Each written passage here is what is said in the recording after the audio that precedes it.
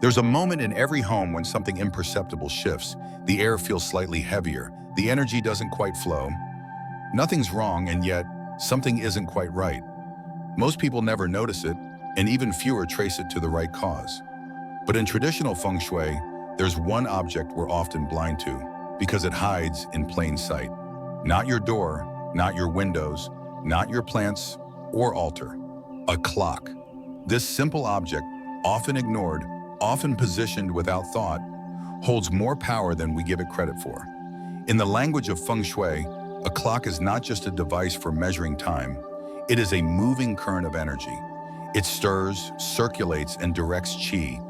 It shapes rhythm in a room, governs momentum, and quietly influences whether energy in your space flows, stalls, or scatters. And yet, most people place their clocks without intention, above a bed, opposite a door, in a corner long forgotten, never realizing that their fortunes, sleep, or emotional stability may be slowly ticking out of alignment.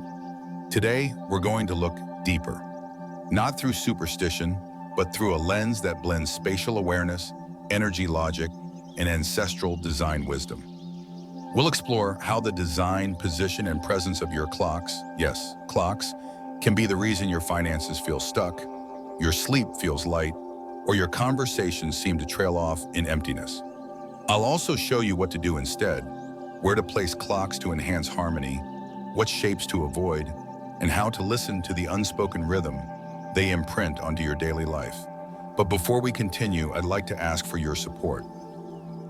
If the content on this channel brings you value, clarity, or reflection, if you believe more people deserve to reconnect with the subtle forces that shape our homes and lives, please take a moment to like this video, share it with someone whose space needs rebalancing, and subscribe to New Day Mindfulness. We're close to reaching 1,000 followers, and every gesture helps us grow this community and continue bringing you grounded, mindful teachings that you won't find in generic feng shui books or rushed online trends. Now back to the heart of the matter. A clock is the only object in your home that moves every second of every hour. It does not rest, does not pause, does not fluctuate. It ticks silently or audibly, shaping the environment without drawing attention. But every tick is a ripple, a statement, an influence. In feng shui, movement creates flow, but not all movement is helpful. A clock facing your front door can symbolize opportunity entering, only to exit instantly. A clock hanging above your bed may feed your mind's restlessness, even as your body begs for stillness. A stopped or broken clock in your workspace can mirror stagnation, reinforcing the very blockages you seek to move through. I've seen this time and again with clients, from a boutique owner who unknowingly placed a harsh, angular red clock above her cash register and saw business stall, to a retiree who shifted her round clock to the southeast corner of her living room and began noticing a new rhythm, not just in time, but in her life. So today's video isn't just about rearranging things for aesthetic balance. It's about realigning your space with energy that supports you, not subtly resists you. Because everything in your home either anchors you or agitates you. The clock, so subtle, so ever-moving, is often the silent architect of that feeling. Let's begin. And by the end of this, you'll know exactly which clock to choose, where to place it, what to remove, and how to make sure that even time itself moves in your favor. Section 1, Clocks and Energy. Flow, the core principle. In the architecture of energy, movement is not neutral. It either channels life or disrupts it. In feng shui, one of the most potent carriers of this movement is the clock, a rotating, rhythmic object that marks time not just mechanically, but energetically. A clock is not just a chronometer. It is a quiet motor of qi, setting the tempo of your space even when you aren't watching. And because it moves constantly, even when the rest of the room sits still, its influence echoes louder than most people realize. Let's begin with the most essential truth. Motion equals energy.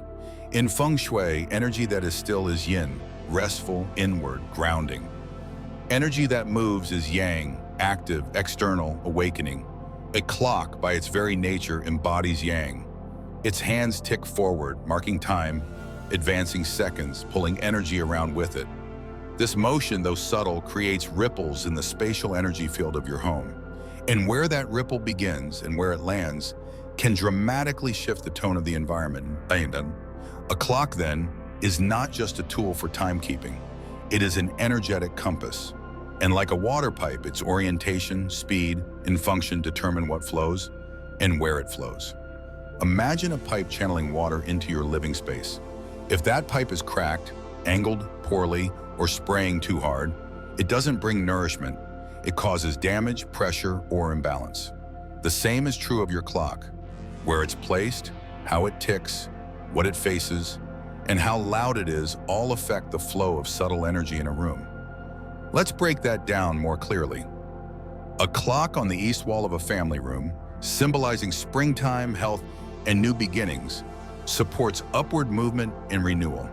If the clock is round, analog, and quiet, it reinforces rhythm and stability. But place that same clock above a bed or on a wall facing a doorway, and the energy shifts. What once nurtured now intrudes. What was once harmonious now feels restless. This is the paradox of movement. While movement is necessary for life, not all movement is good. The body needs circulation, but not inflammation. The city needs traffic, but not gridlock. Likewise, the home needs flow, but not agitation. A poorly placed clock introduces the wrong kind of motion. It agitates the room's equilibrium. It quickens the breath when stillness is needed, or stalls momentum when life asks for change. In Feng Shui, Qi is like wind and water. It travels the path of least resistance and responds to contours, shapes, and rhythms. A clock, by spinning consistently, becomes a generator of directional Qi. It pulls energy along its axis. That's why its placement has consequences. Picture this, a clock on the wall behind you in your office. It might seem harmless, but symbolically, it's as though time is behind you, pressing forward, always chasing.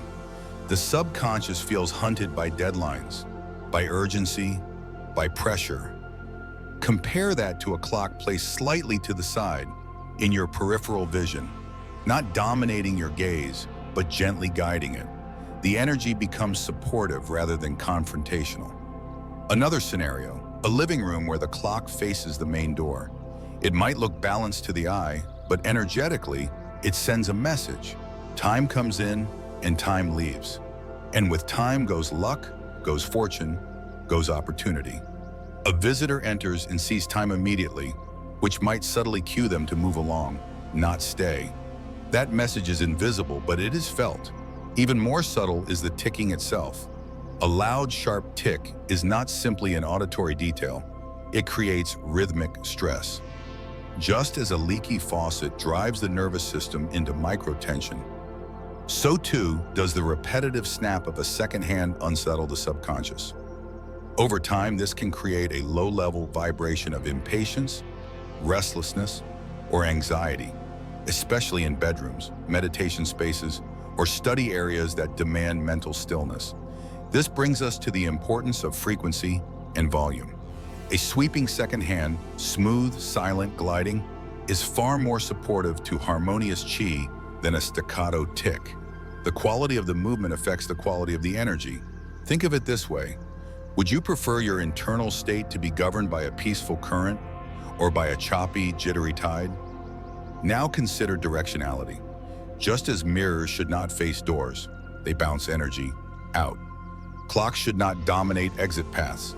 A clock placed above a front door or across from it implies time is fleeting, always on the verge of leaving. This doesn't just symbolize stress, it encourages instability. Energy doesn't settle, people don't linger, wealth doesn't stay. Placement is also about hierarchy. A clock above eye level sends a different message than one at shoulder height. When too high, it feels authoritarian.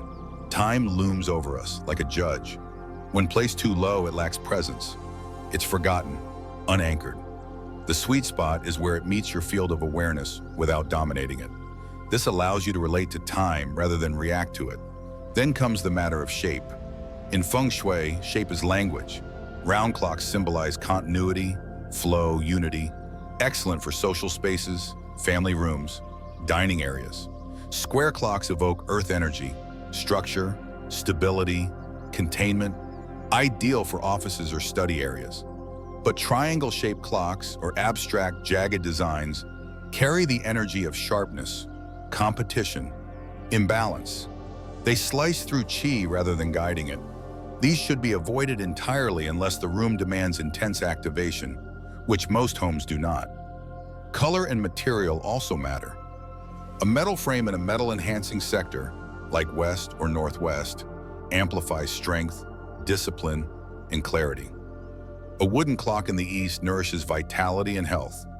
Fire-colored clocks, reds, oranges, bright pinks, should be used with caution, especially in spaces already active, like kitchens or busy offices. Fire energy in excess breeds burnout. And then there is the stop clock. Symbolically, a dead clock is a dead flow. It freezes the energy in a loop, no forward motion, no release. It's not just about aesthetics or functionality. A broken clock sends the message, here, things no longer move. That message becomes part of the space's narrative and often mirrors a person's internal story of stuckness. Let's take this further. A home with multiple clocks set to different times, often due to neglect or decorative purposes, creates chaotic temporal energy. When time is fractured, so is coherence. The space becomes confused. People who live in such environments often experience brain fog, decision fatigue, or the inability to complete tasks efficiently. It's not superstition, it's energetic logic. A scattered sense of time reflects and reinforces a scattered mind. Conversely, synchronizing your clocks, even across rooms, creates an invisible alignment. It tells your subconscious things are in order. Time flows with you, not against you. Even wristwatches follow this logic. In energy anatomy, the left side of the body is yin, receptive, inward, feminine. The right side is yang, expressive, outward, masculine. Wearing a watch on the left wrist aligns time with receptivity. I receive life as it comes. Wearing it on the right aligns time with action. I push through time. Neither is wrong, but they offer different experiences of temporality. During periods of burnout or emotional fatigue, switching the wrist on which you wear your watch can yield subtle shifts in how you relate to your own pace. To summarize, the clock in Feng Shui is a powerful messenger. It is not just about design or convenience. It is about energy, and energy is always in motion or stagnation. A clock is the visible, rhythmic reminder of how time moves in your space, where it is, what it looks like, how it sounds, and what direction it points all matter. If a clock is well placed, it can create momentum without anxiety, structure without pressure, clarity without urgency. If poorly placed, it can invite restlessness, instability, or chronic unease. This is why strategic placement matters. A clock is more than a mechanism, it's a pulse. And just like a pulse, if it beats too fast, too loud, too unevenly, or in the wrong place, the whole system suffers. Feng Shui doesn't ask us to fear these objects. It asks us to listen, to observe, to place with presence. Because every detail in your environment whispers a message back to your subconscious. The question is, what is your clock whispering? Section 2, Strategic Placement by Room 1, Entryways and Hallways. In Feng Shui, not all spaces are created equal. Not because of size or light or material wealth, but because of energy behavior. Some spaces hold, others release. Some welcome, others transform. Entryways and hallways belong to the latter category. They are conduits, transitional zones, energetic arteries. And what moves through them determines how the rest of the home breathes. A clock in these spaces, then, is not just decorative. It is a regulator, a tempo setter, a guide that helps qi know where to go and how to go there. When placed with care, a clock in a hallway can act like a heartbeat, steady, subtle, keeping the energy in motion without panic.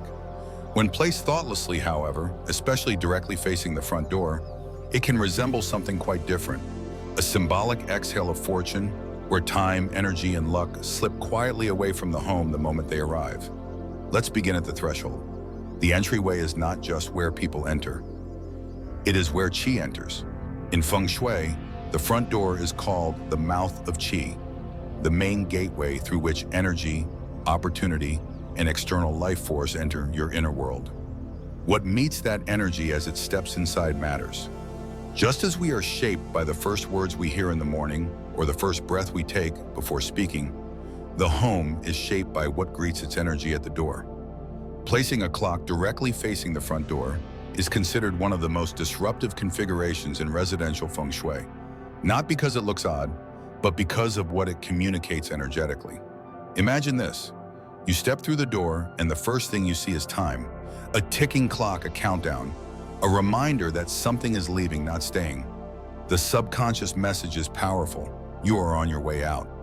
This doesn't just apply to people, it applies to money, to health, to peace. Qi, upon entering, is met with a symbolic signal that movement here is short-lived. It doesn't get a chance to circulate. It is ushered right back out, as though the home cannot contain it. Even in secular design psychology, such arrangements have subtle consequences. A digital clock at eye level, always near the entry, can unconsciously make people feel rushed. They arrive and instantly check the time. Their body registers a cue. I'm late. I should go. I'm behind. The home becomes a terminal, not a sanctuary. Compare this to a hallway, especially a corridor that stretches from the front door deeper into the house. The hallway is the spine of movement. It connects organs like a subtle, energetic nervous system. When left bare, a hallway becomes passive. Energy in such corridors tends to pool or stagnate. It enters, slows, and has no reason to keep moving. Over time, this stagnation can manifest in family lethargy, repeated delays, or financial congestion. A clock placed strategically along the hallway, especially midway down its length, has the opposite effect. It creates motion, not frantic, but rhythmic, like a gentle wave guiding qi from one room to the next. Round analog clocks work best here, not for aesthetic reasons, but because their shape matches the intention: continuity, cycle, and contained motion. Why midway down the hall? Because energy, like breath, needs to gather before being directed. A clock placed too close to the start of a hallway, that is, too close to the entry, intercepts qi before it's had a chance to settle. It rushes the experience. The rhythm is forced. But when placed centrally, the clock becomes a pivot, a hinge between the outside world and the inner domain. Height matters as well. A clock hung too high sends a subliminal message of hierarchy, where time rules over the space rather than flows with it. A clock too low becomes overlooked, ineffective, energetically insignificant. The ideal position is slightly above eye level when standing, where the eyes meet it naturally without strain, and where the energy radiates outward without pressing down. Color and material also speak quietly but powerfully in these spaces. Neutral or earth-toned frames, wood, bronze, matte gold, tend to ground the clock's energy. In transitional zones, we want time to move, but not rush. We want qi to circulate, but not escape. Aggressive colors, fiery reds, metallic silvers, cold blues, can either ignite too much heat or strip warmth from the transition. Keep in mind, hallways are not meant to host bold statements. They are meant to guide, not dominate. Sound is another often neglected element. Hallway clocks should be quiet. A loud tick in a hallway creates tension across all adjacent rooms. Because hallways often carry echoes, a ticking clock may travel farther than anticipated. Over time, that sound becomes the undercurrent of the home's rhythm. If it is sharp, uneven, or too fast, it sends micro signals of urgency or anxiety. If it is smooth, often slow, it reinforces calm flow. One of the most overlooked details in clock placement is what lies directly opposite.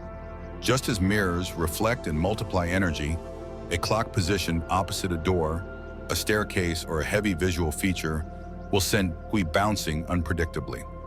A clock facing another opening, for example, can create cross currents, competing energies that weaken the flow. In hallways, we want energy to stream, not zigzag. There's also symbolic storytelling to consider. Feng Shui is not only energetic, it's narrative. What story does your hallway clock tell? Is it a vintage piece, telling stories of lineage and memory? Is it sleek and modern, encouraging ambition and clarity? Or is it broken, stopped at 4:17, quietly freezing motion in one of the most critical spaces in your home? A broken clock in a hallway is especially problematic.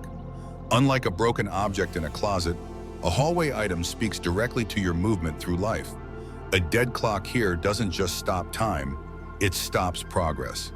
Clients who report repeated obstacles, missed deadlines, failed launches, perpetual almosts, often unknowingly host stagnant objects in corridors.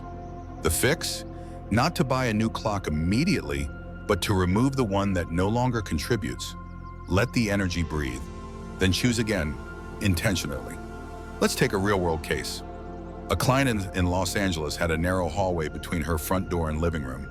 For years, she kept a large rectangular clock facing the door. Bright chrome frame, red second hand, high-pitched tick.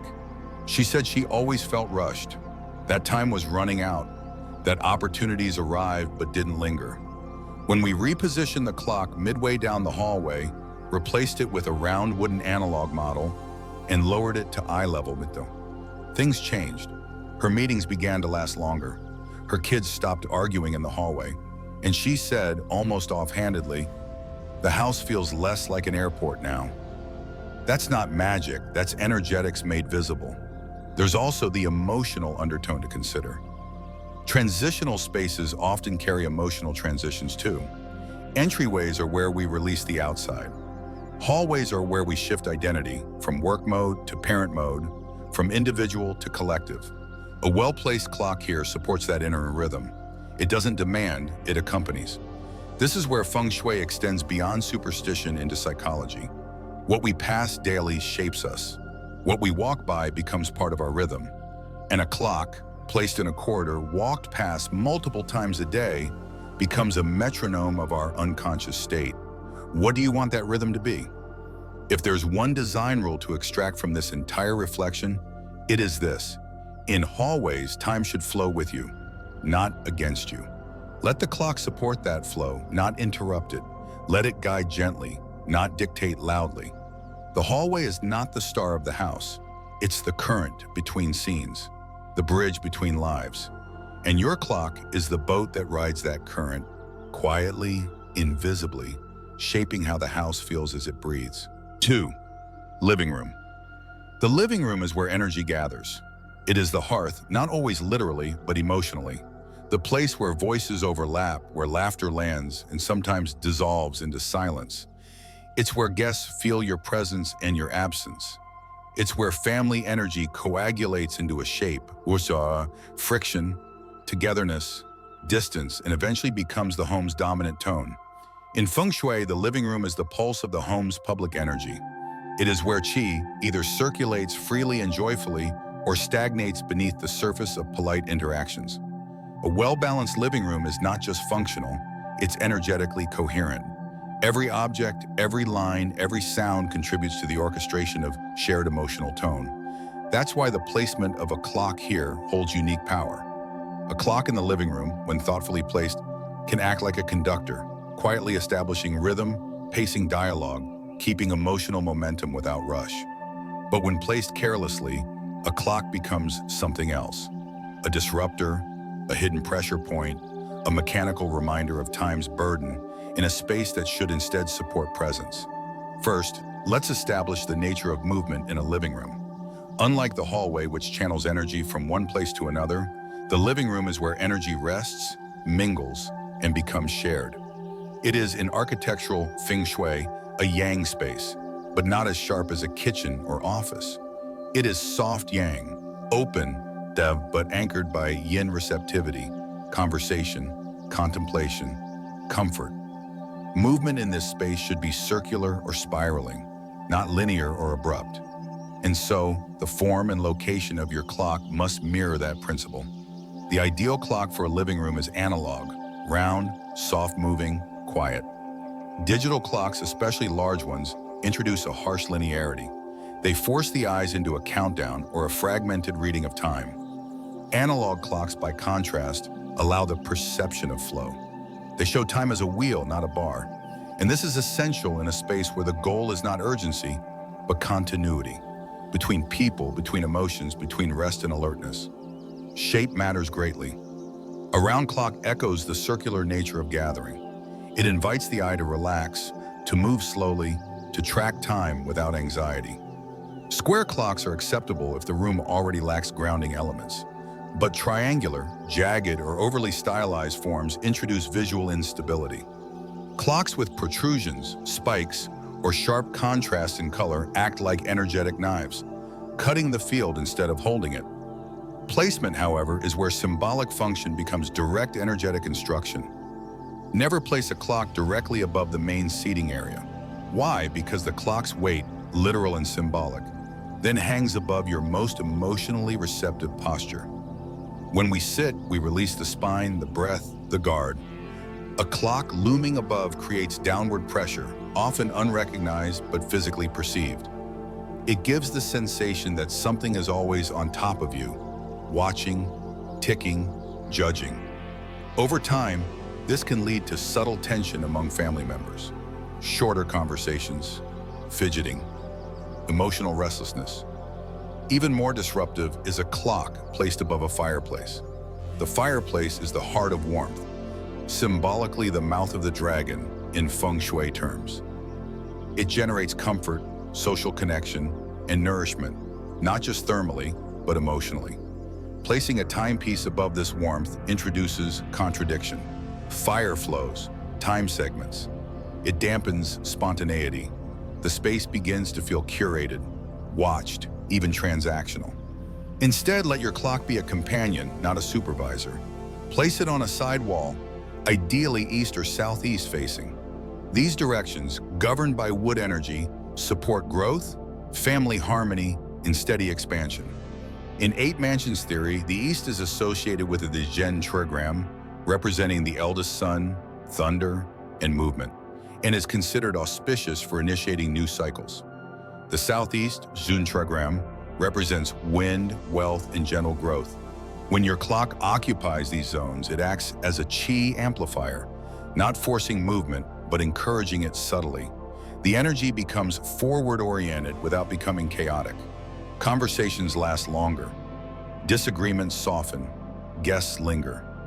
Let's explore an example. A couple in Toronto once consulted me about their living room, which always felt rushed. They had a wide, bright space, a sectional sofa, and a high wall-mounted TV. Above the television, centered and prominent, hung a minimalist, jet-black digital clock. It ticked in LED red. The husband loved it for its modern look. The wife said she couldn't quite relax in the room. Their guests, they admitted, often commented how it felt hard to sit still. I invited them to remove the digital clock for 1 week. Silence it, observe. After just 3 days, the room felt quieter, not audibly, but energetically. The next step was introducing a round wooden analog clock on the east wall. Soft beige face, bronze hands, no second hand at all. Within weeks, they found themselves using the room more, sitting with tea, finishing conversations they previously left half-spoken. The husband said, "It's strange. I know it's just a clock, but the room feels like it can breathe again." That's not illusion, that's rhythm. Because here's what we rarely acknowledge. The human nervous system is deeply entrained to rhythm. Our hearts beat in tempo. Our breath cycles in and out. When we place an object in the center of our most social space that broadcasts tick, tick, tick like a countdown, we introduce the sensation that something is ending, running out, moving faster than we are. But when we introduce a flowing, barely audible, sweeping movement, time becomes background, not burden. There's also material resonance to consider. A metal frame clock may work in a north or west-oriented living room, supporting clarity, speech, and intellect, but may feel cold or rigid in a south-facing or wood-dominated room. Wood-framed clocks nourish fire areas, add warmth, and support family qi. Ceramic, clay, or stone clocks ground earth sectors, reinforcing stability and intergenerational peace. Plastic, if used, should be matte, not glossy, and never overly reflective. And what of color? Choose clocks and tones that harmonize, not compete. If your living room carries pale neutrals, let your clock blend quietly. If your room is bright, choose a clock that softens, not accelerates. Never use red or neon clocks in a living room, unless the space is overly cold, sterile, or lifeless. Then they may spark conversation, but only as a temporary correction. More often, the goal is anchoring, not arousing. Now let's briefly address clock volume. Even in the living room, avoid clocks with aggressive ticking sounds. Especially in open-plan homes, these sounds travel to dining rooms, kitchens, even stairwells.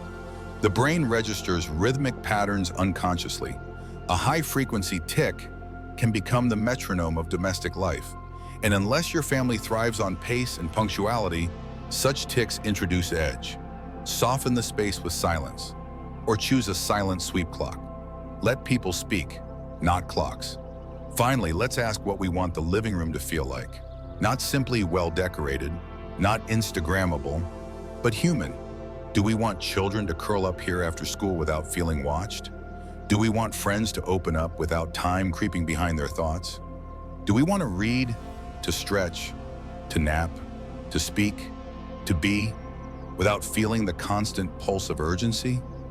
If so, let the clock serve the room, not master it. Place it like you would place a musician in an ensemble. Not front and center, not overpowering the melody, but keeping time in harmony with the whole. Because the clock, after all, is not just a measure of passing moments. It is a mirror of how we inhabit them. 3. Bedroom.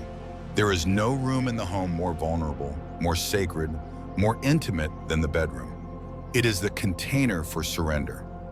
Not only where we rest our bodies, but where we let go of identity, no longer the parent, the worker, the partner, the decision maker, but simply breath and spirit floating into sleep. Here, noise softens, conscious thought dissolves, the mind becomes porous, the body yields. And it is in this yielding that restoration becomes possible. In Feng Shui, the bedroom is a yin domain, receptive, still, internal. It is the quietest corner of the house, not in terms of architecture, but in its energetic purpose. Yang energy, the energy of doing, speaking, moving, must pause here. Only then can the parasympathetic system take over. Only then can the nervous system decelerate and cellular repair begin. Which is why, of all the rooms in a home, the bedroom is the most sensitive to movement. And why the clock, though small and often innocuous looking, becomes a potentially disruptive force in this space. Let's begin with the principle. Movement is yang, and a clock, by definition, is an object in perpetual motion, even when it is silent, even when it is elegant, even when it is meant to serve as a helpful bedside tool. Its hands do not stop. Its second hand circles the face of time, second after second, minute after minute, tick after tick.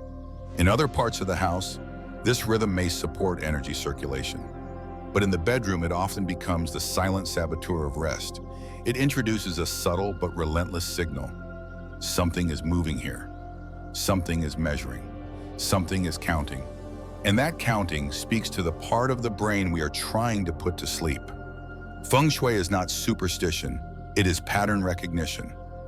It invites us to notice the effects of shape, sound, color, and placement on the emotional and physiological self. And over decades of observation, one truth remains consistent. Bedrooms with active, loud, or visually dominant clocks tend to carry fragmented sleep energy. This can manifest in several ways: restlessness, waking in the early hours, difficulty falling asleep, or even low-grade anxiety upon waking. The body may rest, but the energy does not. Why? Because a clock introduces 3 key disruptions. First, it emits movement, yang energy that disturbs the stillness needed for regenerative yin processes. Second, it introduces sound. Whether a mechanical tick or a digital pulse, the sound penetrates layers of awareness, even if it does not consciously wake you. Third, it demands attention. By its very nature, a clock invites orientation. You wake in the middle of the night, and before checking your breath or body, you check the time. That single act reactivates the ego. It says, you should be sleeping. You only have X hours left. You're behind. Suddenly, the sacred silence of sleep becomes a performance. Now let us examine placement. Perhaps the most common and most harmful location for a bedroom clock is directly above the headboard. It may look symmetrical. It may seem like a perfect design choice, but energetically, it is imposing. To hang time above your head is to sleep under the weight of movement. It places pressure on the subconscious, introduces a vertical force that tenses the spine, and aligns the crown chakra, your most sensitive energetic point, with a ticking narrative. You may sleep, but your dreaming mind feels watched, monitored, timed. The second most disruptive placement is a clock facing directly toward the bed from across the room. Even without sound, even without glow, the symbolism is clear. The bed is being measured. The act of rest is being surveilled. Subconsciously, this activates a low-grade vigilance. The bedroom begins to carry an undercurrent of task-based energy rather than sanctuary-based energy. So what is the solution? The answer is not necessarily remove all clocks from the bedroom, though in some cases that may be the right choice. For many, a clock is needed for morning alarms, timekeeping, orientation.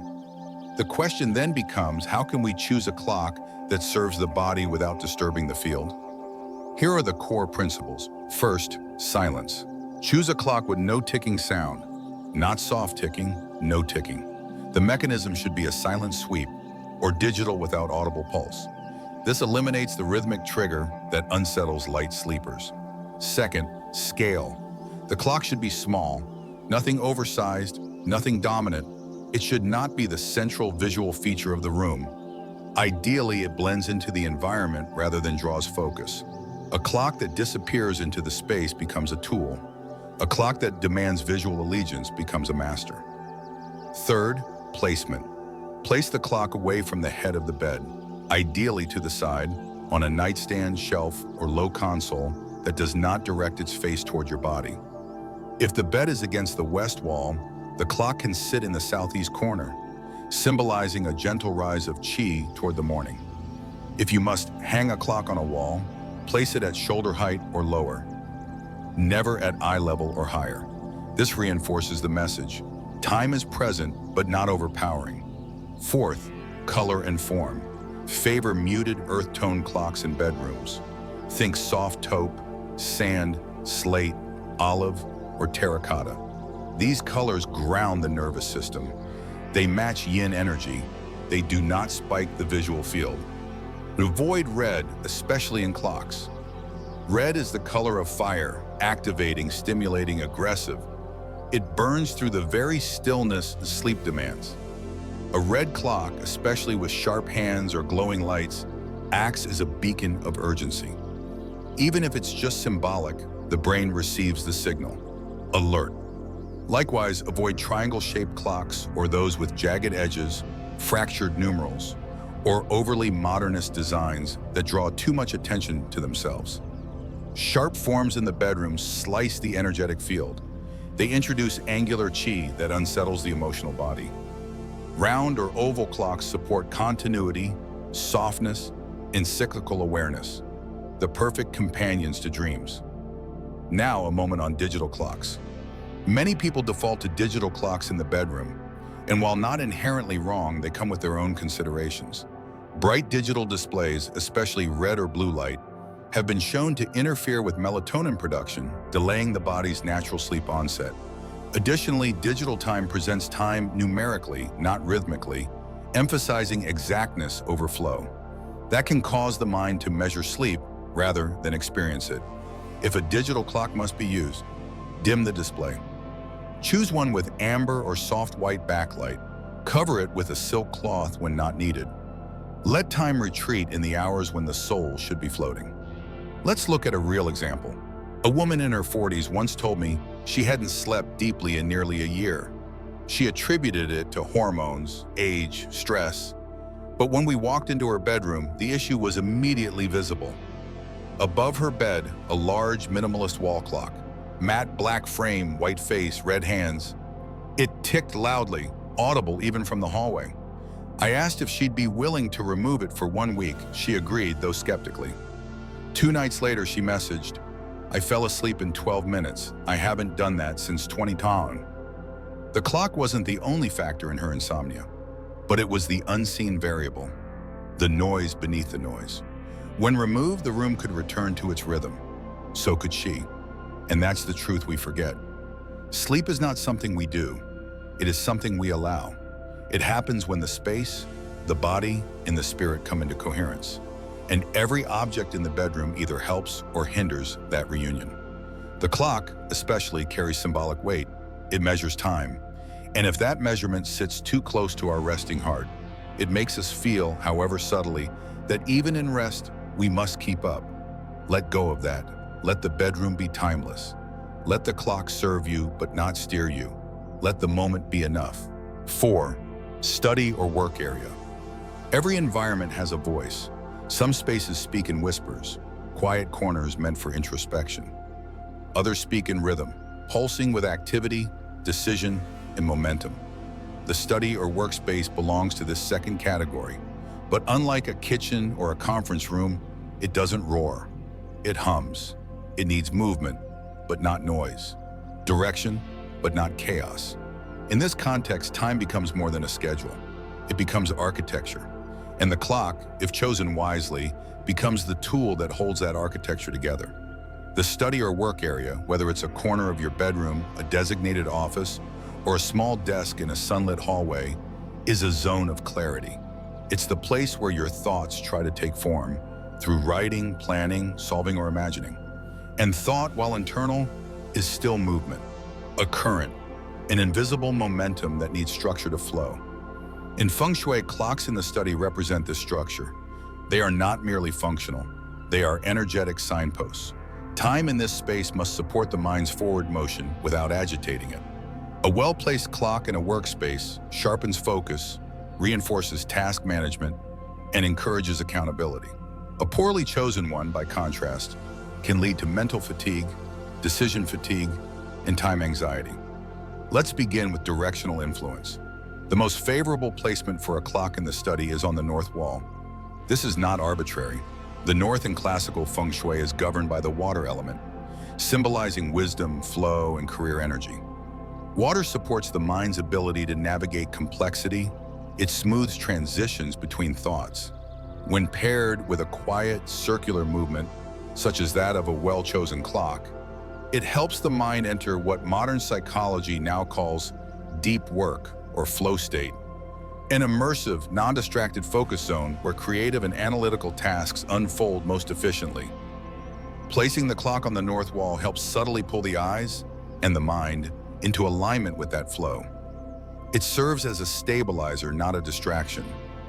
In contrast, placing a clock directly behind your seat or on a wall where you constantly have to twist or turn to check it breaks concentration.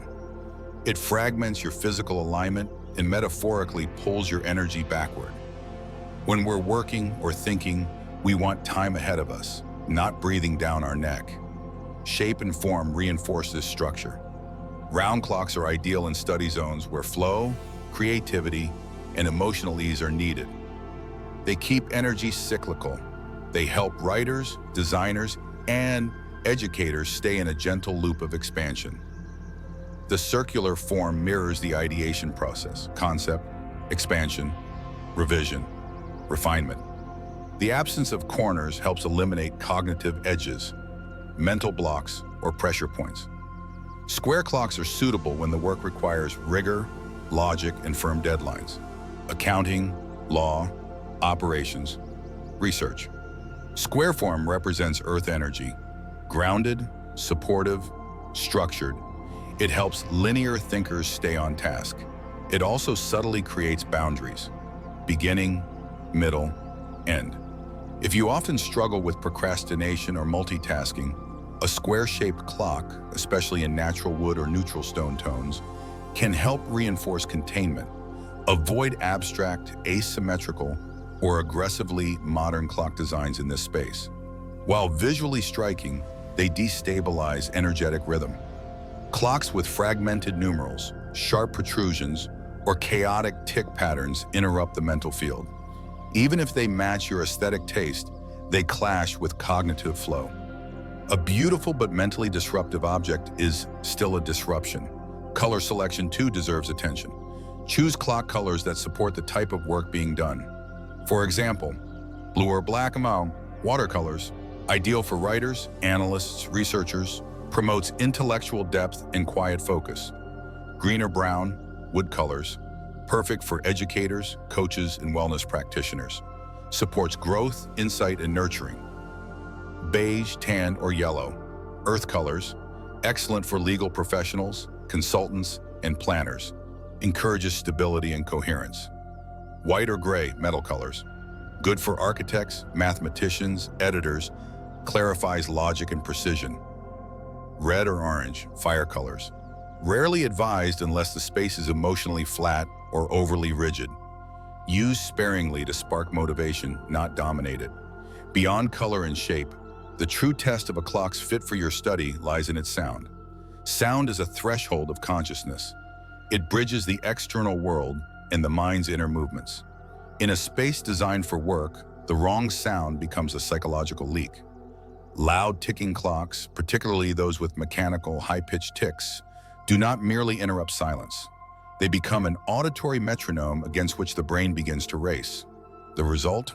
Shallow focus, irritation, subtle panic. For those in creative or contemplative fields, artists, therapists, writers, this disruption is especially detrimental. The mind needs to soften to open. It needs to linger in ambiguity. A ticking clock introduces rigid tempo where fluidity is required. It pulls the mind into micro-measurements of progress. Why am I still on this paragraph? How long have I been sketching this line? Time becomes pressure, not partner. That's why a silent sweep movement is essential in any study or workspace where emotional depth or imaginative insight is required.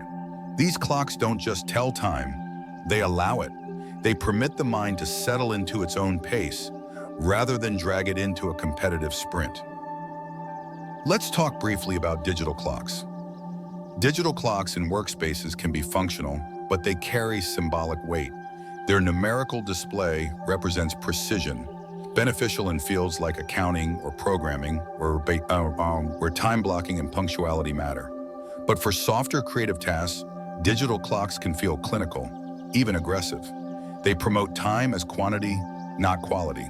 They emphasize countdowns rather than flow. If you use a digital clock in your workspace, balance it with organic textures around it. Wood shelves, ceramic mugs, a plant or two, to soften its intensity. Never let it be the sole focal point of the room. Let it exist alongside something slower than itself. Now let's talk about position relative to your body. Your clock should never face you head-on in a dominating way, especially if it's large. Facing a clock directly while working puts time into your visual hierarchy. It's like having a manager hover silently behind you, reminding you of the minutes. This creates urgency, not productivity. Instead, place your clock slightly off-center. Let it sit in your peripheral vision. That way, you're aware of its presence without becoming mentally enslaved by it. The ideal placement is slightly above shoulder height on a sidewall, visible but not looming. That subtle angle helps support the idea. Time is with me, not above me, not against me. And what about size? In studies, medium-sized clocks are best. Too small and they require effort to read. Too large and they dominate the room. The size should reflect respect for time, not worship of it. Let's consider an example. A man in New York City, a graphic designer, reached out because he found himself constantly exhausted by noon. His workspace was beautiful, exposed brick, warm lighting, curated art. But directly in front of him, just above his monitor, was a giant industrial clock. Metal frame, red digits, constant LED blink. He said he needed it to stay on track. But what it was actually doing was reminding him, minute by minute, that he was behind. We replaced the industrial piece with a small analog clock in the northeast corner. Round, cream-colored, no second hand. The effect was immediate. His workflow softened. He stopped watching time and began creating within it. He later said, "I don't feel like I'm racing anymore. I'm just working." That shift from racing to working is the core purpose of clock awareness in the study. We are not trying to dominate time, but to move within its current. There's one final layer to explore, the emotional resonance of the clock. What story does your clock carry? Was it a gift, a remnant, an old relic from another phase of life? Clocks, like all objects, carry memory. If your clock belonged to a season of burnout, loss, or anxiety, it might unconsciously carry that imprint. If possible, choose a clock that reflects your current rhythm, not your past chaos. Let it symbolize clarity. Let it carry dignity. Let it hold space, not take it. Because the study, above all, is a space of becoming. It is where thoughts take shape, where dreams get blueprints, where intuition meets action. And the clock, in this space, is not just a timekeeper. It is a compass, a teacher, a quiet companion that says, now is the moment. And if chosen well and placed with care, it helps you meet that moment fully, without panic, without delay, and without noise. Section 3. Design matters: shape, color, and movement. In Feng Shui, nothing is neutral. Form has meaning, color has temperature, movement has consequence. When we speak of clocks, it's easy to reduce them to tools of function. But within Feng Shui principles, and more importantly, within the experiential psychology of space, each clock is a voice, a pulse, a presence. It doesn't just tell time, it tells a story about how energy should behave. To truly harness the benefit of a clock within any room, whether it's for grounding, inspiration, focus, or wealth flow, we must look closely at 3 critical design elements: shape, color, and movement. These aren't decorative choices. They are energetic decisions. And the difference between a harmonious clock and a disruptive one is often found not in where it's placed, but in what it's made of and how it speaks. Let's begin with shape. Shape is structure. It is how energy is directed or contained. In Feng Shui, form is never arbitrary. Each basic shape corresponds with an element, and each element corresponds with a type of energy behavior. Round clocks are the most universally supportive shape, regardless of room type or directional orientation. A circle represents unity, flow, and containment. It holds energy without edge. It supports conversation, community, repetition, and cycles. Round clocks reinforce the idea that time is not linear or competitive, but rhythmic and returning. They mirror the cycles of breath, moon, seasons, and natural rhythms. Because of this, round clocks are ideal for living rooms, family spaces, kitchens, or any environment where cohesion is desired. They gently center the room like a quiet drum, keeping time beneath all activities. Square clocks offer a different kind of support. The square is the symbol of earth energy, stable, foundational, grounding. Unlike the round form, which suggests motion, the square suggests stillness. Edges here are not aggressive, they're structural. They give the eye and the mind something to rest against. Square clocks are ideal for study rooms, offices, or environments where precision, discipline, or intellectual stamina is needed. They communicate. Time is held. Boundaries are honored. Clarity is valued. But then we arrive at triangle or irregularly shaped clocks, and here the energy changes entirely.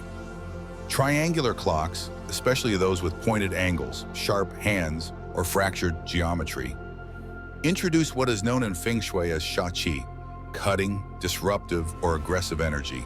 These forms don't hold energy, they pierce it. They don't offer direction, they scatter it. Even when visually interesting, these clocks can introduce low-grade visual tension into a space. They command attention in an intrusive way. The eye doesn't rest, it reacts. The nervous system stays mildly activated. And in rooms meant for comfort or clarity, that is the last thing we want. Irregular clocks, abstract forms, asymmetrical frames, floating numbers might seem like artistic statements, but energetically they introduce confusion. The subconscious mind is wired to seek pattern. When time is displayed through a disorganized lens, it affects more than just design taste. It can disturb the brain's ability to locate stillness, especially in bedrooms, children's rooms, or healing spaces. Avoid irregular clocks. They do not settle qi, they fragment it. Next, we move to color. Color is vibration. It is the most immediate energetic language the body recognizes. It bypasses cognition and strikes emotion. A red wall makes the heart race. A blue ocean softens the breath. In Feng Shui, color is deeply tied to the 5 elements: wood, fire, earth, metal, water. And each room, depending on function, orientation, and existing decor, holds dominant elemental energy. Choosing a clock that matches or gently complements that elemental energy allows qi to resonate rather than resist.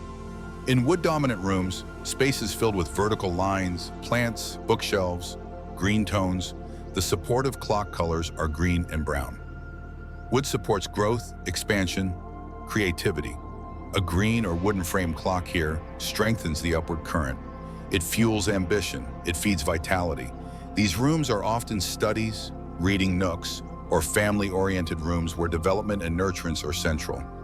Water rooms, typically in the north or near bathrooms or entryways, carry stillness, introspection, and wisdom. The supportive colors here are black and blue. A black metal frame or a navy blue face can encourage flow, silence, and reflection. These clocks pair well in offices, libraries, or meditation corners. They don't call attention to themselves. They invite depth. Metal rooms, characterized by pale neutrals, clean lines, and structured spaces, respond best to white, silver, or gray clocks. These colors reflect clarity, logic, and minimalism. Metal supports speech, precision, and justice. A sleek silver clock in a white study reinforces mental sharpness. In a living room, it cools and centers. Just be cautious not to over-metal a room. Too much clarity can turn to rigidity. Fire rooms are rare, but they exist. Spaces filled with red, orange, triangular forms, or strong lighting. Here, the matching clock colors would be red or orange, but with extreme care. Fire clocks spark energy. They excite, they activate. That's useful in a cold, sterile space. But in an already active room, a fire clock can overheat the dynamic. Use this only if the space feels too flat, quiet, or inert. And never place a fire-colored clock in a bedroom. That's like lighting a match in a cave. Earth rooms, those grounded in yellows, beiges, terracotta tones, benefit from clocks in similar shades. These spaces often act as the home's emotional center. Dining rooms, entryways, shared corridors. An earth-toned clock here provides coherence. It says, time is gentle, stable, dependable. One overlooked dimension of color is contrast. A clock that screams against its wall, red on blue, black on cream, neon on wood, introduces visual noise. Even if well-placed, its energetic frequency feels aggressive. Choose clocks that either harmonize with their backdrop or offer a soft, intentional contrast. Let the clock be part of the room's pulse, not its warning bell. Now let's move to perhaps the most influential design element of all: movement. Clocks move. It's what makes them clocks. But not all movement is the same. Some clocks sweep, some tick, some lurch, some float. A sweeping second hand represents continuous flow. It mirrors nature, rivers, clouds, breath. There are no breaks, no jumps, just fluidity. In Feng Shui terms, this is the ideal expression of time. It supports smooth qi, promotes calm awareness, and sustains long-term focus. A sweeping clock in a workspace allows concentration without pressure. In a bedroom, it allows peace without seduction. In a living room, it offers rhythm without demand. On the opposite end, we have the jerky tick. The click, click, click of a mechanical second hand may seem benign, but over time it creates broken qi. It chops time into anxious increments. It reinforces fragmentation, not continuity. The ear hears it as a countdown. The nervous system responds. Heart rates subtly rise. Focus fractures. Many people report that after switching to a silent sweep clock, their attention span increased. Their patience returned. The room felt quieter, even though the only change was rhythm. In rooms where flow is critical, creative studios, meditation areas, children's rooms, always choose a clock with no sound or a smooth gliding hand. Let the energy feel like it's floating, not rushing, not thudding. Some clocks offer both digital and analog displays. These hybrid models can be useful, but the movement remains key. A blinking colon, a shifting LED, a clicking mode change. These are movements too, and they should be observed for their impact. Do they invite attention or repel it? Do they synchronize with your rhythm or interrupt it? We must also ask how much movement is visible. A second hand that dominates the visual field, bright red, long, bold, draws the eye, even unconsciously. It pulls awareness away from presence. The best clocks don't ask for attention. They offer orientation when needed and disappear when not. Think of them like a heartbeat, steady, loyal, but never center stage. There's one more subtle truth. The combination of shape, couleur, and movement tells a story. A round wooden clock with a sweeping hand and a soft cream face says, "Time is safe here. You are allowed to move slowly." A square silver clock with black numerals and sharp tick says, "Stay sharp, get it done." Neither is wrong, but each must be placed with intention. And design, after all, is a form of energy direction. When you choose a clock, you are not just choosing an object. You are choosing a tempo, a tone, a message that your walls will repeat over and over again. Make that message one worth hearing. Section 4. Real stories and observations. Sometimes the most powerful truths in Feng Shui are not found in textbooks, diagrams, or traditional line drawing. They emerge in observation and stories told not in theory, but in real homes, offices, and lived experiences. And in these stories, one truth tends to repeat itself. Time, as measured and symbolized by the humble clock, leaves a trace, sometimes subtle, sometimes loud, but always real. Let's begin with a setting far removed from ancient temples or meditative sanctuaries. A modern corporate office in a high-rise downtown. The leadership team had recently renovated the floor, adding glass partitions, streamlined furniture, and minimal decor. It was meant to look sleek, progressive, efficient, and to that aesthetic end, someone had chosen a large rectangular digital clock, red LED digits nearly 6 inches tall, mounted directly above the main exit door of the client meeting room. From a design perspective, it seemed neutral, efficient, professional, but the energy said otherwise. Over the months that followed, the company began noticing small but consistent patterns. Employees who worked in that room regularly reported restlessness. Clients rarely stayed past the 45-minute mark, even if conversations were still unfolding. Turnover among account managers ticked up. Some clients who had previously been loyal began drifting, politely disengaging, choosing competitors for future contracts. A consultant was brought in to evaluate not the finances or strategy, but the environment. The observation was simple. The moment a person entered the space, their eyes were drawn to the glowing red numbers counting down the seconds above the door. It was subconscious, but powerful. That placement signaled urgency, time scarcity, and closure. Whether intentionally or not, it created a psychological cue. You're already late, you should be done, you need to leave. Energy, like people, responds to cues. When that clock was removed and replaced with a round analog clock, wooden frame, cream dial, no second hand, mounted on the side wall near the midpoint of the room, things changed. Staff began spending longer in meetings without checking the time. Clients lingered for closing discussions. One manager reported, "Conversations now feel like they can breathe. Before, everyone was looking up, now we're looking across." That change in gaze, upward pressure versus lateral engagement, mirrored a deeper shift, from escape to interaction. This story illustrates a central truth in energetic design. Not all timepieces are equal. Not all direction is harmless. And sometimes it's not what we're doing wrong in behavior, but what the environment is unconsciously reinforcing that shapes outcomes. A second story unfolds in quieter tones. A woman in her late 40s, living alone in a suburban townhouse, described a persistent sense of fatigue. Her life, on paper, was stable, a steady job, a supportive extended family, no major crises, and yet she reported always feeling emotionally underwater. She slept long hours but never woke rested. Her creativity, once a refuge, had dulled. She said, "It feels like everything in me is paused." Walking through her home, the energy felt muted. Clean, yes, decorated with intention, but still. Then we entered her bedroom. Above the dresser, facing the bed, hung a large wall clock, silent, vintage, and completely stopped. "It doesn't work," she said, almost apologetically. "But I love how it looks." And there it was. That stopped clock sitting in the heart of the room meant for repair and restoration had become more than just an aesthetic choice. It had become a symbol of stagnation, a visual affirmation that time, movement, and momentum were no longer present. To the conscious mind, it was just decor. To the subconscious, it was instruction. Stay still.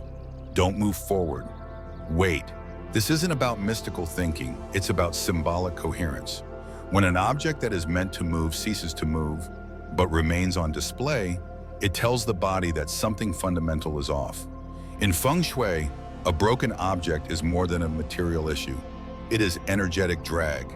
It communicates neglect, unresolved narrative, and repetition of past cycles. The solution was simple. We removed the clock. That same day, she described the space as feeling lighter. 2 weeks later, she emailed to say her sleep had improved for the first time in years. A few months later, she rearranged her room entirely and picked up watercolor painting again. No one is claiming the clock was the only factor, but in Feng Shui, we don't seek control, we seek release. A stopped clock in a room of recovery holds a weight no one needs, which brings us to an even more subtle form of design healing: subtraction. Modern life tells us to fix problems by adding things. Another pillow, another supplement, another routine. But in Feng Shui, and particularly in the philosophy behind mindful spatial refinement, many problems are not solved by what we introduce. They are solved by what we remove.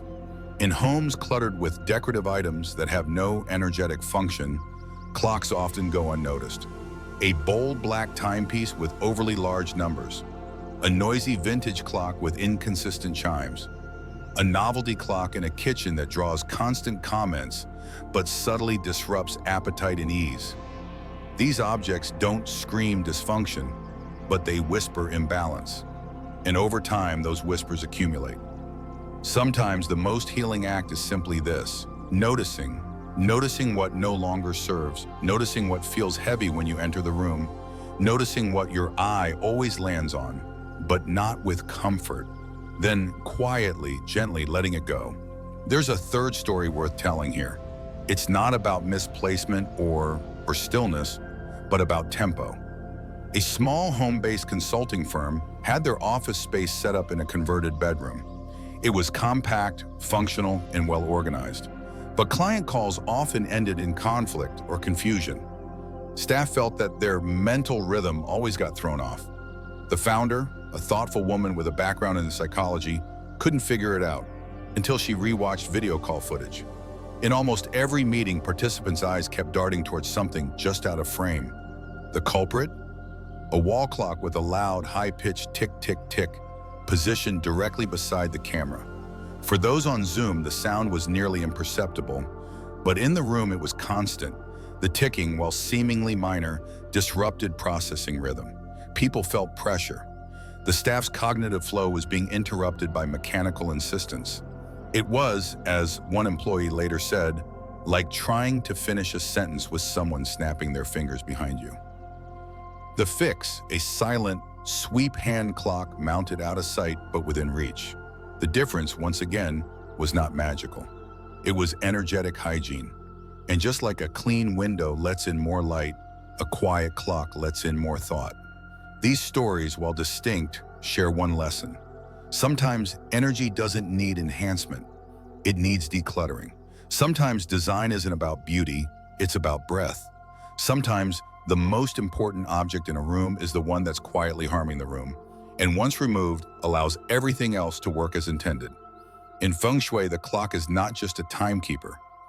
It is a rhythm maker, a psychological anchor, a directional cue. When placed with care, it holds space. When misplaced, it weighs space down. And most often, when forgotten but still present, it tells a story we no longer need to keep telling. The opportunity is this. Look again at your own space. Is there a clock that feels visually loud, emotionally tired, or energetically stuck? Is it still serving its original purpose? Is its movement aligned with the pace your life actually wants? If not, you already know what to do. Because in design, as in life, release is often the most profound form of renewal. Section 5, Personal Clocks and Wristwatch Energy. The clock we hang on the wall speaks to the space we inhabit, but the clock we wear, the one that rests against our skin, ticks beside our pulse, and moves with us through the world, speaks to the self we carry. A wristwatch is not simply a convenience or fashion statement. In the energetic language of the body, it is a mobile form of key signaling, a portable symbol of tempo, identity, intention. Whether analog or digital, mechanical or quartz, minimalist or ornate, your watch is not just tracking time, it is shaping how you respond to it. In Feng Shui-informed body theory, the left and right sides of the body carry distinct polarities. The left side is yin, receptive, inward, intuitive. The right side is yang, expressive, active, assertive. When you wear a watch on your left wrist, you align your relationship to time with receptivity. Time flows to you, you receive it, you respond. When you wear it on your right wrist, time becomes something you project, manage, chase, act upon. Neither is better, but each carries a subtle impact on how we experience movement, productivity, and stress. Start with the yin wrist, the left. When a watch is worn here, it moves with the body's cooling, grounding current. It supports patience, reflection, and rhythm. It is ideal for those in periods of recovery, deep planning, or emotional recalibration. People who are often overwhelmed by deadlines or prone to overscheduling may find relief when wearing their watch on the left. It's not about changing time, it's about changing how the body engages with it. One therapist once told me, switching my watch to the left felt like switching off a race and entering a river. I still moved, but I stopped pushing. Many creative professionals, writers, artists, musicians, naturally favor the left wrist, even without instruction. Their sensitivity to timing is more internal than external. For them, the watch is a gentle companion, not a foreman. It whispers, it doesn't command. Now turn to the right wrist, the yang side. This is the path of action. Wearing a watch here aligns time with the body's output energy. It signals a readiness to perform, to manage, to accelerate. For people in leadership, operations, emergency services, or highly structured environments, the right wrist becomes the go-to. It says, I am moving time forward. I initiate. I act. But this placement comes with caution. For some, especially those already living in high-performance loops, wearing a watch on the right wrist can amplify stress. It intensifies urgency. You are constantly reminded, even subconsciously, that you are on the clock. This can be effective during short-term execution windows, launching a project, managing a tight deadline, but over long durations, it fatigues the nervous system. Like caffeine, the effect is real, but so is the crash. Several entrepreneurs I've worked with report switching their watch from right to left after years of burnout. Almost all of them describe the same sensation. The pressure valve released.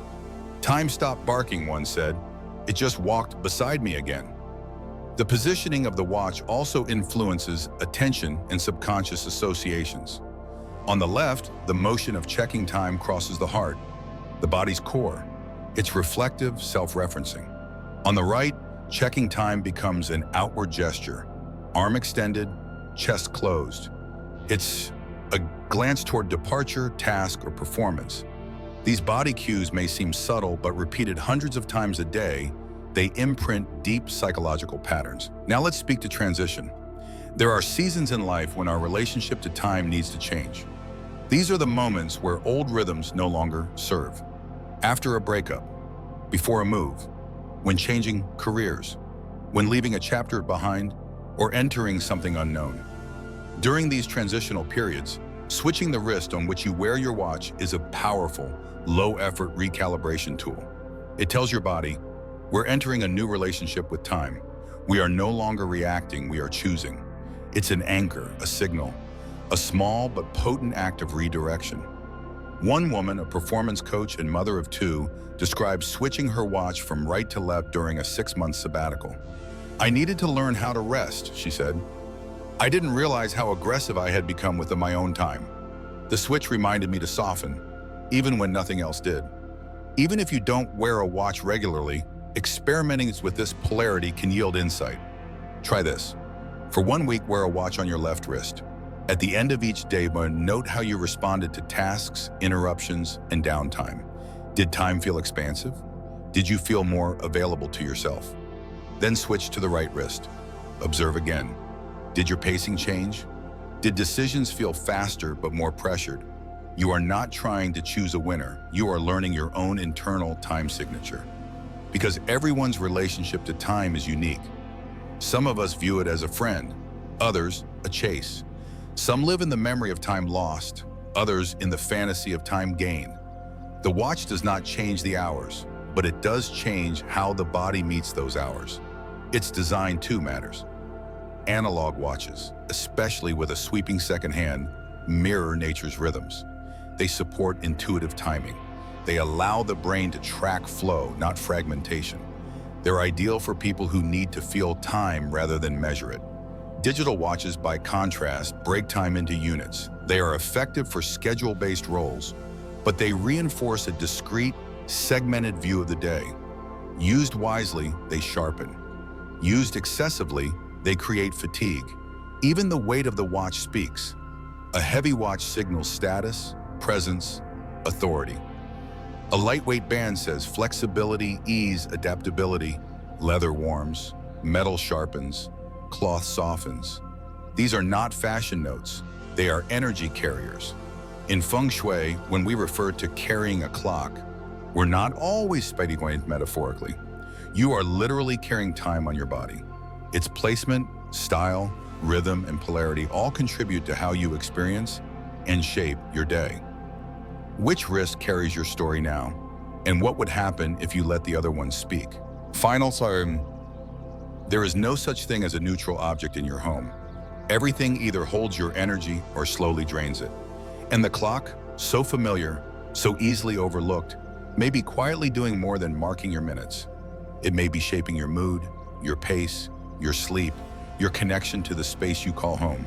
Sometimes it ticks with you, steady, calming, a background companion. Other times it ticks against you, loud, rushed, always reminding you of what hasn't yet been done. So pause. Look again. Is your clock a silent ally or a subtle saboteur? Does it soothe your nervous system or stimulate it? Does it help you focus or simply keep you alert? Does it reflect who you are now or a version of you that no longer fits? This isn't about throwing everything out or obsessing over design. It's about noticing. Because the moment you notice what's speaking in your space, you can choose whether to keep listening or begin rewriting the dialogue. You don't need to change everything. You just need to become aware of what's already shaping you. So today I invite you to do just one thing. Take 5 minutes, walk through your home, look at where your clocks are, what shape they are, what color, what they face, what they whisper when you're not paying attention. And then ask yourself gently, is this how I want time to feel in this room? Because how we hold time becomes how time holds us. If this video spoke to you, even in a small way, if it opened a window, softened a corner, or sparked curiosity, I invite you to let me know. Share your thoughts in the comments. Let me know how your space feels now or what you're planning to shift. And if you'd like more reflections like this, more grounded wisdom, more quiet insights into how energy moves around and within you, please subscribe to this channel, New Day Mindfulness. I'm on a humble journey to reach 1,000 followers, and every subscription helps me bring more content like this to those who seek it. Thank you for watching. Thank you for noticing. Until next time, let your home speak softly, and let your time be kind.